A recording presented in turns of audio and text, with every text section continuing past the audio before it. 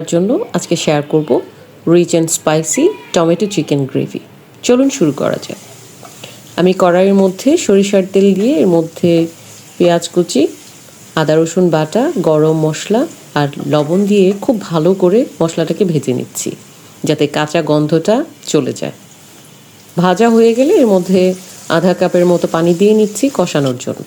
এর মধ্যে হলুদ মরিচের গুঁড়া, ধনিয়া এবং জিরার গুঁড়া দিয়ে নিয়ে মশলাটাকে কষিয়ে নিচ্ছি। আর কষানোর কাজটা যত ভালো করা যাবে ততই এই গ্রেভি চিকেনটা মজা হবে। কষানো হয়ে গেছে, তেল একদম আলাদা হয়ে আসছে। এখন এর মধ্যে আমি 1 কেজি মুরগির মাংস দিয়ে দিচ্ছি। নেড়ে চেড়ে মশলার সাথে মিশিয়ে মাংসটাকে কষাবো একদম হাই হিটে। আর এখানে আমি ঢাকনা ইউজ করব না, উল্টে পাল্টে কষিয়ে নিব যাতে মাংস থেকে যে পানি বের হবে সেটা পুরোপুরি শুকিয়ে যায় এবং তেল আলাদা হয়ে আসে।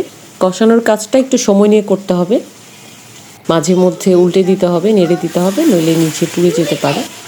আর যেহেতু এখানে কোনো পানি ব্যবহার করিনি, মাংসের ভেতর থেকে যতটা পানি আছে সেটা বের হয়েছে, সেটা দিয়েই মাংসটা সিদ্ধ হয়ে যাবে। পুরোপুরি কষানো হয়ে গেলে এর মধ্যে আমি টমেটো পিউরি দিয়ে নিচ্ছি। এখানে আমি 3টা মাঝারি সাইজের টমেটোকে ব্লেন্ড করে নিয়েছি, কোনো পানি ব্যবহার করিনি এর মধ্যে।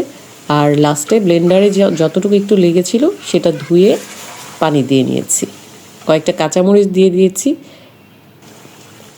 এরপর এটাকে আমি রান্না করে নিচ্ছি। রান্না করার পরে মোটামুটি যখন তেল বের হয়ে আসবে তখন ঢাকনা দিয়ে একদম লো হিটে আধা ঘন্টা রেখে দিব চুলায়। আধা ঘন্টা পরে ready rich and spicy tomato chicken gravy. অসম্ভব সুস্বাদু আর